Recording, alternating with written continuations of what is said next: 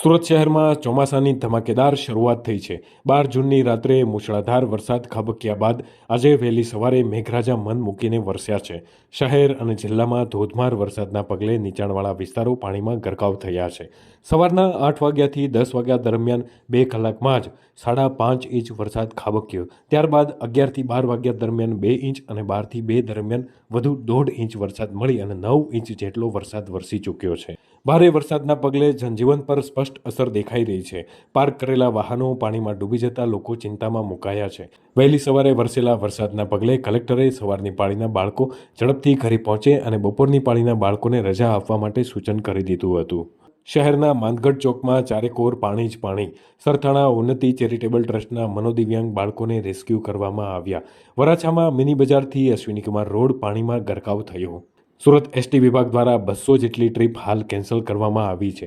ખ્વાજાનગર માન દરવાજા વિસ્તારમાં પાણી ભરાતા વાહન વ્યવહાર ઠપ્પ થયો છે। રેશમવાડ કબ્રસ્તાન પાસેના વિસ્તારોમાં ઘૂંટણસામાં પાણી ભરાયા। શહેરના જવાહરનગર ઉમરવાડા વિસ્તારોમાં ગટરિયા પૂરની સ્થિતિ સર્જાઈ। સરથાણા પોલીસ સ્ટેશન ફરી પાણીમાં ગરકાવ થયું। આ ઉપરાંત વરાછા વિસ્તારમાં રોડ જાણે સ્વિમિંગ પુલ બન્યો હોય તેવી સ્થિતિ સર્જાઈ છે।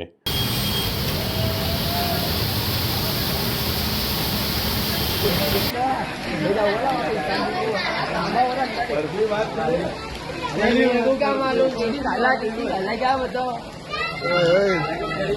अरे